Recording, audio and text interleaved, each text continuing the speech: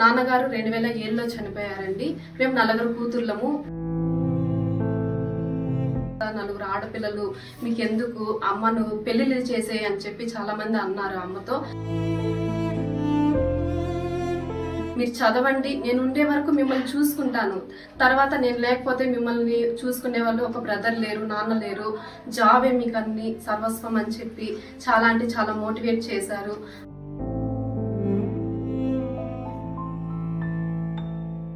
ఈ ఫోటోలో కనిపిస్తున్న నలుగురు అక్క చెల్లెళ్ళు ప్రభుత్వ ఉద్యోగులే. తండ్రి చనిపోవడంతో తల్లి దినసరి కూలీగా పనిచేస్తూ ఉండడాన్ని చూసిన ఈ నలుగురు అక్క చెల్లెళ్ళు పట్టుదలతో ప్రభుత్వ ఉద్యోగాలు సాధించారు. ఆ ఊర్లో అందరికీ ఆదర్శంగా నిలుస్తున్నారు.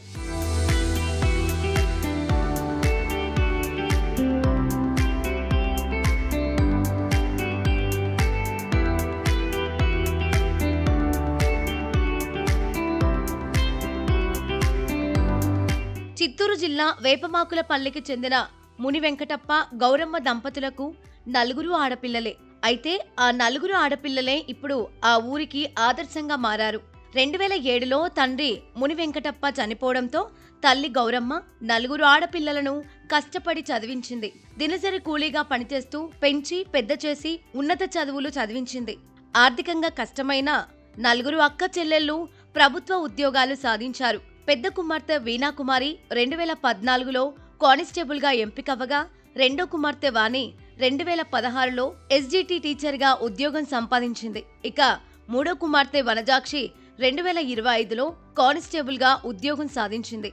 తాజాగా డిఎస్సి ఫలితాల్లో నాలుగో కుమార్తె శిరీష ఎస్జిటి టీచర్గా ప్రభుత్వ ఉద్యోగం సాధించింది. నా పేరు వనజాక్షిని, వేపమాకులపల్లి గ్రామము, పొంగనూరు మండలము, చిత్తూరు జిల్లా. మా అమ్మ పేరు గౌరమ్మ, నాన్న పేరు ముని వెంకటప్ప. నాన్నగారు 2007లో చనిపోయారండి. మేము నలుగురు కూతుర్లము. 2007లో నాన్న చనిపోయిన తర్వాత నలుగురు ఆడపిల్లలు, మీకెందుకు అమ్మను పెళ్లిళ్ళు చేసేయి అని చెప్పి చాలా మంది అన్నారు అమ్మతో.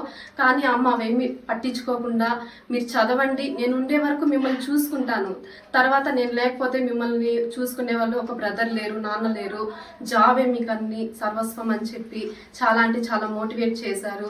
అలాగే అమ్మ తర్వాత అమ్మలాగా అక్క వాళ్ళు వీణాకుమారి, వాణి. వీణాకుమారికి 2014లో కానిస్టేబుల్గా జాబ్ వచ్చింది.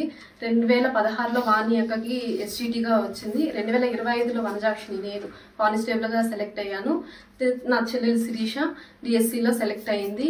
అలాగే మా బావగారు సుబ్రహ్మణ్యం కానిస్టేబుల్గా వర్క్ చేస్తున్నారు. అనిల్ కుమార్ టీచర్గా వర్క్ చేస్తున్నారు.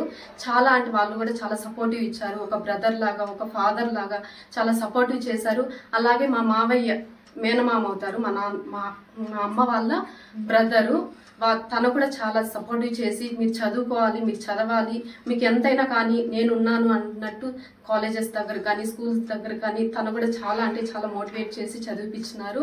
ఇప్పుడు మేము ఈ స్టేజ్లో ఉండడానికి కూడా కారణం మా ఫ్యామిలీ. చాలా అంటే చాలా హ్యాపీగా ఉంది. ఇప్పుడు మా అమ్మ ఇదే కోరుకునింది, మేము ఇదే ఇచ్చినాము. చాలండి, చాలా థ్యాంక్ యూ సో మచ్. ఒకే కుటుంబంలో నలుగురు కుమార్తెలు ప్రభుత్వ ఉద్యోగాలు సాధించడంతో ఆ తల్లి కన్నీటి పర్యంతమయ్యారు. ఇద్దరు కుమార్తెలు పోలీసులు, మరో ఇద్దరు కుమార్తెలు టీచర్లుగా ఎంపికవ్వడంతో ఆ కుటుంబం ఆనందానికి అవధుల్లేవు. తమను ఉన్నత స్థాయిగా తీర్చిదిద్దిన తల్లి గౌరమ్మకు కుమార్తెలు కృతజ్ఞతలు తెలిపారు. అత్యున్నత స్థాయికి చేరుకున్న నలుగురు అక్క చెల్లెళ్లను గ్రామస్తులు అభినందించారు.